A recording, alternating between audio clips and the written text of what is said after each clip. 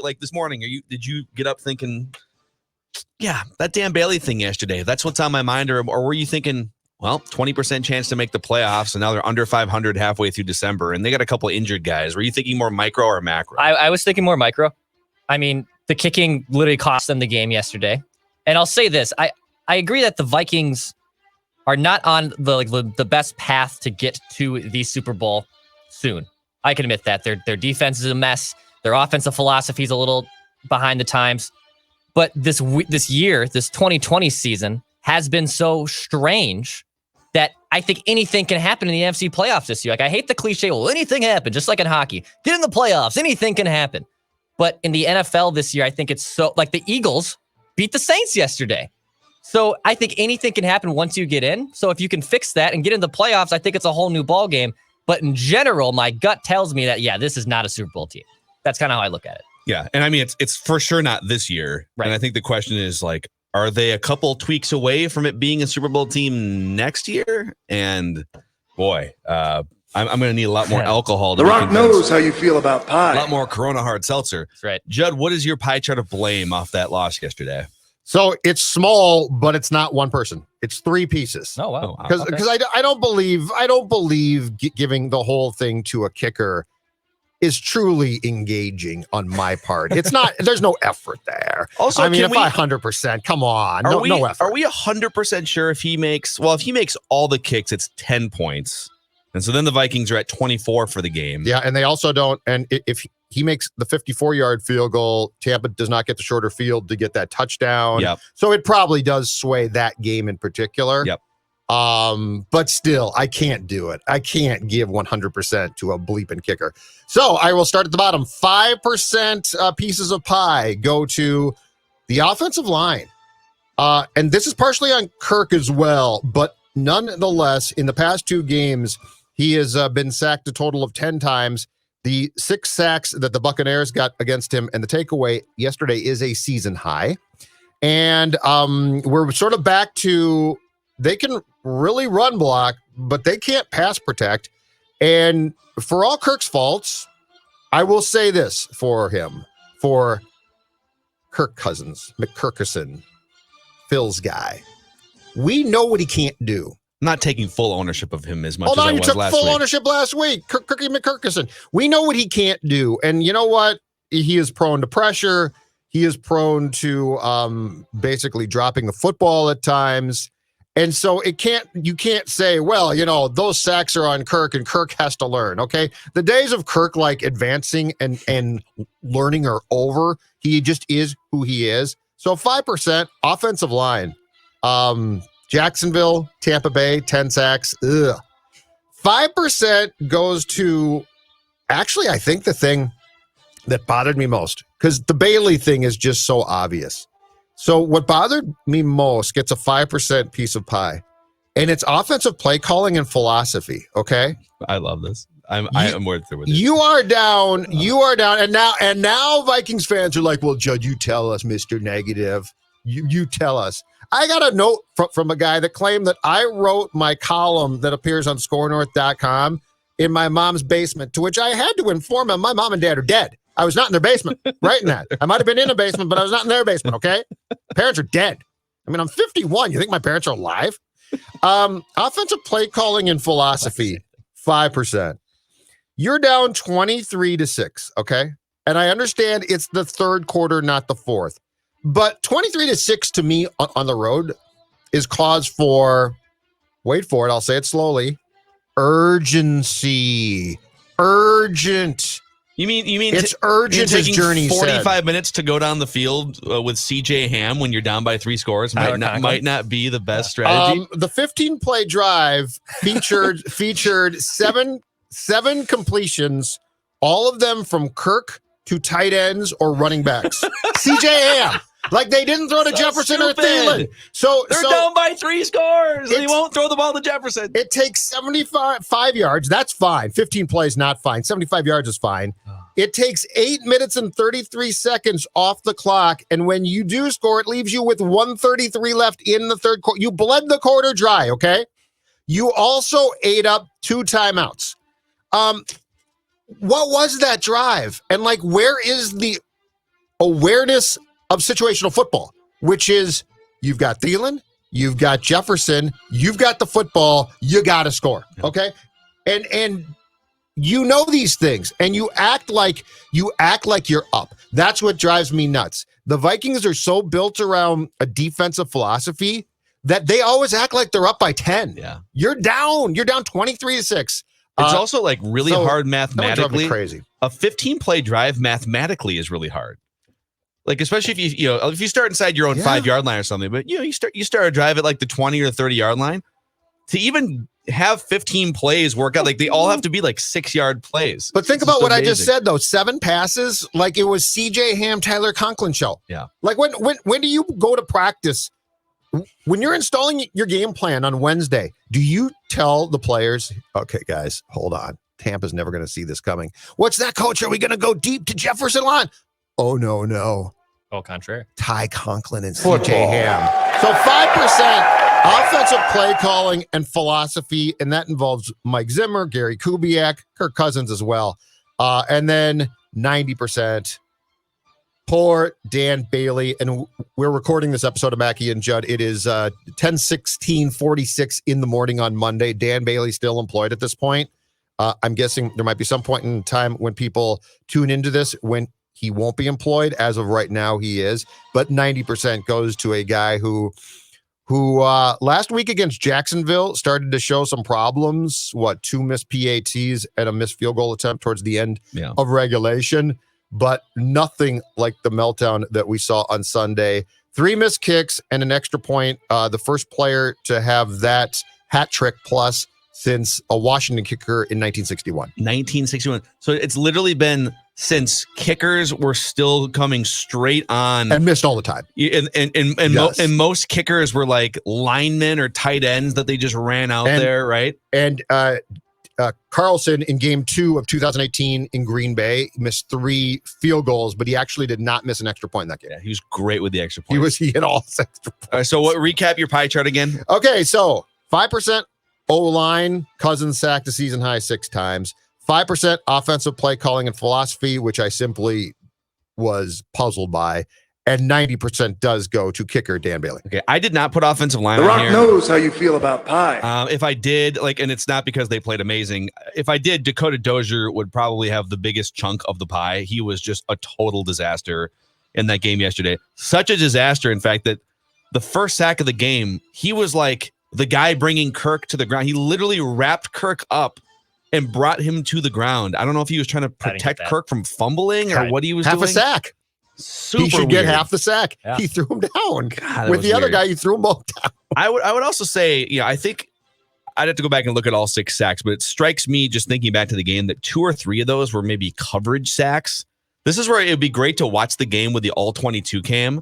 So you could see on some of those plays where Kirk drops back and it's like 2 seconds, 3 seconds, 4 seconds. He's patting the ball. Are there 19 defenders out there? Is there nobody? Should he have thrown the ball? Is it just great coverage? We don't know until we get the all 22.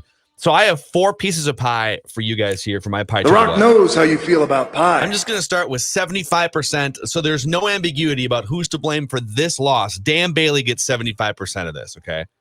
He was historically bad, as Judd pointed out. And I'm not going to sit here and repeat all the things that Judd just said. I'm going to add to it. I saw that our friend Paul Allen tweeted out. He was one of the only ones defending Dan Bailey, and PA tweeted out, I'm paraphrasing, he's one of the most historically accurate kickers in NFL history. You don't just cut bait on a guy who's that accurate. This is more of a dark cloud special teams problem. He didn't name Maloof, but it sounds like he's saying maybe they should look to change up the vibe in the coaching room before they should change out Dan Bailey. I would listen to that conversation because clearly special teams across the board has been a disaster all year. Sure. But I want to address one of the most accurate kickers in NFL history thing, okay? When Dan Bailey signed with the Vikings 3 years ago, right? This is his third year or second year. Third year with the Vikings. Third okay? year in. He was coming off a 7-year stretch with the Cowboys, and it went south at the end, where he was the second most accurate field goal kicker in NFL history. He's now dropped down to 11th on that list, okay? So, and by the way, of those 11, 9 are active current kickers because kickers are just way better now than they were 10, 20, 50 years ago. When you had club foot guy was it Dempsey? Who's the Dempsey guy that had a half a foot and knocked a 63-yarder, right? Yes. Like kickers are great now. Half a foot, yeah. So with the Vikings, I don't have this data, but with the Vikings, he has not been one of the most accurate kickers in the NFL. He was pretty good last year, but he would not be anywhere near this list if you just took his Vikings career. Yeah. So it'd be one thing if I hear you. If there was that one year where Mason Crosby was just couldn't make a kick 10 years ago for the Packers, and they said, this feels like a blip on the radar. With Dan Bailey, he's had some accuracy issues off and on for 3 years, and last week was a red flag. And, he's 32. Yeah, this isn't a time to sit here and say, well, maybe we can just give him a couple more weeks. You need to win out to get to the playoffs. Yes. So if you need to just get a kicker in who's not mind bleeped right now, that's the move you have to make. This would be the time to actually stick with Daniel Carlson. Young guy, you're not that great, right? Yeah. You might say, you know what? It's really bad now, but Bailey's 32. There's no but. Yeah. You're just a veteran who they picked up off the street, and now you can't make a field goal. Yeah. So unfortunate. I would be shocked if. And by the way, those misses on Sunday were not in the Tampa area code. They were basically going to Fort Myers. This is not he hit the upright or something. This is my God, that kick's going to St. Petersburg. Did you see one? I think it was after he missed the first 2 or 3. I can't remember if it was when they were deciding between extra point and going for 2, or if there was a 4th down situation. It was 4th and they had a couple situations where they might run the kicking team out, and then they either go for 2 or go for it on 4th down. And one of those, they showed Dan Bailey on the sidelines, and he does the 3-step jog, we're going out. But it was a total fake job. It was fake confidence. It's right to go. And then you could tell biggest sigh of relief ever when he saw the offense staying on the field. Yeah. And then they kept showing him walking the lonely, slow walk over to his that last walk and, was brutal. Oh he avoided Zim completely on purpose. Yeah. He took the roundabout way to get back to the sideline. He did not want to hear it. So sad. So 75% of the blame on Dan Bailey. If he doesn't leave 10 points on the board, this game's probably different. I don't normally do what I'm going to do with this next 15% chunk of pie, but it goes to the referees. Okay. And I hate when people do this. The referees are, they're always out to screw the Vikings. No, they're not. Except for yesterday. Okay. You had at the end of the second quarter, going into halftime, 2 of the most egregious, if not blatant corrupt calls with Roger Goodell sitting in the crowd, probably wanting Tom Brady to play deep in the playoffs because they need all the TV ratings they can get with no fans in the stands, right? You had the hometown clock operator stopping the clock at 1 second to help Tampa get another playoff and get a spike off at the 50-yard line. I just want to go back and watch that play again. They completed that pass with 6 seconds to go, maybe 7, if I'm not mistaken.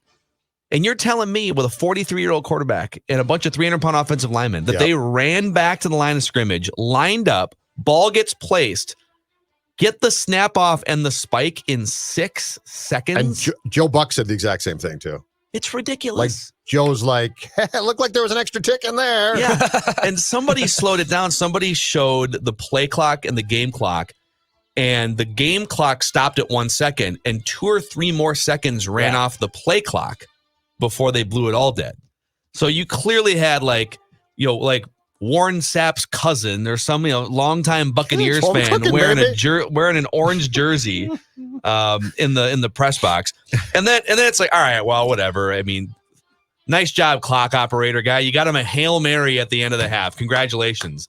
And then, of course, for the first time in at least a decade in the NFL, we get defensive pass interference on a Hail Mary. Kevin Seifert looked it up, couldn't find any pass interference calls defensive on those plays going back to 2009. And it sets him up for a chip shot field goal. Only 3 points, but just everything about the first half, the missed kicks for the Vikings, the deflating calls, the hometown clock operator, and then the 3 points to put the Buccaneers up by more at the half. It was all a lot to swallow if you're Minnesota. So 15% to the refs. I'm also giving 5% to an archaic offensive approach that only knows one speed. Judd already highlighted some of this, but If you're up by 14 points, what's the strategy? Pound the ball to Dalvin and find backup tight ends in play action, right? But if you're down by 14, now let's just do the same thing. Pound the ball to Dalvin and find backup tight ends in play action and make sure CJ Ham gets mixed in there on every snap too. All about the run, baby. So just an archaic approach. Like, you're down by multiple scores. You got Justin Jefferson, Adam Thielen, Irv Smith had a pretty big game yesterday. Just like bust it out. Throw the ball down the field. What? And also, and this is why I would put Kirk in this equation too. You have permission when you're down by 14 or 17 to take some risks. Josh Allen last night was down by 7 and taking risk, or down by 3 or whatever it was. And he's just like throwing the ball into double coverage to Stephon Diggs because you might get a flag. He might just catch the ball because he's amazing. And there's just this, and I'm sure Kirk is being told since the bye, like, don't throw any picks. But they should amend that to be, don't throw picks when the game is close or when we're leading by 10 points. So when we're down by 14, you need to take risks down the field. I got a theory, and it can only be probably proven by going back to watch the L-22, but here's my theory, and I think it's what Tampa Bay did, and I think it's actually pretty smart. I think what they probably did was they thought that the Vikings would be convinced if they run, that Tampa would suck at safeties up, and Tampa's like, no. Let Cook run. We're good. We're going to take away Thielen and Jefferson. And I bet you, because I think that Kirk and the offense as a whole, Phil, is risk adverse enough that if you just leave your safeties deep, they won't throw deep. Yeah, that's what it felt like. So if right? Dalvin, I guess you're saying if Dalvin Cook can beat us, he beats us. But what we're not going to do is allow the threat of Dalvin Cook to beat us with the deep pass. Yeah, especially once Tampa took a lead there, and like once the Vikings missed a couple kicks, it just kind of felt like the Vikings, like everyone's kind of celebrating. Oh, he's going to go for 100 yards. Yeah, and Tampa's too. like, honestly, that's great. We'll give you the 100-yard trophy. Congratulations. Yep. Cool. You can take you're down by 14 points, 17 points, and you can just take your little 4 and 5 yard chunks and let the clock run. We're totally fine with that. And then my last chunk of pie is 5% to Mike Zimmer for 2 reasons. Number one, he psychs out good kickers all the time. Blair Walsh had a historically great rookie season. Mike Zimmer comes along, and Blair Walsh is like out of the league 5 minutes later. Daniel Carlson, good enough to draft in the 5th round. And Mike Zimmer immediately in training camp is like, I don't know, this guy seems like he's young and not going to make. He starts going for 2-point conversions in preseason games to keep his young kicker off the field, and then cuts him after a bad game. Yep. And then Dan Bailey, who again he was not quite the old Dan Bailey when the Vikings signed him, but he just like goes complete mental in this game against the Buccaneers. The 3rd kicker that this has happened to. And then reason number 2 for the Mike Zimmer slice of pie, he can't beat winning teams. And we'll do a deeper dive on this later this week on Purple Daily, I'm sure. But Mike Zimmer is now 14-33 against teams that finished the season with a winning record, or in this case for this year, teams that are projected to finish the season 1 win with a winning record. Yeah. Now, you're not going to have a gangbusters record against winning teams, but 20 games below 500. Mike Tomlin, for instance, is above 500 against winning teams in his career.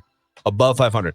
Pete Carroll, above 500 against winning teams in his career. Yep. So if Super Bowl is the goal, that's what we're judging coaches, quarterbacks, everything based on here. You can't be 20 games below 500 against winning teams. So 75% Dan Bailey, 15% refs, 5% archaic offensive approach that only knows one speed, and 5% to Mike Zimmer. Declan? The Rock knows how you feel about pie. Just 2 pieces of pie. 2 pieces of pie. 90% to Dan Bailey. 90% to Dan Bailey for all the reasons we've talked about. For God's sakes, I don't understand how you can't blame this loss on him. He was absolutely awful. We're still recording. He's still employed. I would bet that he probably is not on the Vikings roster here in the next 24 hours. Everything you guys said about Dan Bailey, I'm not going to repeat it. So 90%. But the other 10% of the pie goes to yourselves. You beat yourselves in this game. The Vikings did. They completely beat themselves. They outpossessed them. They were marching down the field. The first quarter looked like Tom Brady was cooked. I was ready to reshare my audiogram from June about how that Kirk Cousins is a better quarterback than Tom Brady. It was bad. And then you crapped the bed. There was refs obviously working against you. Yourselves is working against you. And it was very, very hard to watch because I really thought, for the most part, the Vikings looked like the better team out there outside of the missed kicks and penalties and everything that happened against them. So Just 2 chunks of pie. So it's an abbreviated pie chart for me, 90% to Dan Bailey and 10% to yourselves. Yeah, I think that's fair. Here's a nugget too on the, I don't know if this is like to go against your last point there, but I just found this on the team stats page of the box score here. Because you kind of think back to the game and you're like, God, it feels like the Vikings outplayed the Buccaneers, if not for the kicker and then a couple like weird things in the first half. The Buccaneers averaged 2 more yards per play than the Vikings did yesterday. The Buccaneers averaged 6.2 yards per play. The Vikings averaged 4.4. That felt about right. Yeah. So really the Buccaneers just ran like 30 fewer plays than the Vikings. This is where time of possession is just a fake. Now, if you're trying to give your defense a breather, that's one thing. The Vikings ran 76 plays to the Buccaneers 49, and time of possession was 39 minutes for the Vikings, 20 minutes for the Buccaneers. And you might think, well, that's great. You won the time of possession battle. Right, but the Buccaneers are averaging 6.5 yards per play. Mm-hmm. They're gonna score more. Like they're gonna do more damage. They're gonna get more first downs, per play. So time of possession, not always what it seems to be if you're just dumping off to CJ Ham the whole time, is what I would say to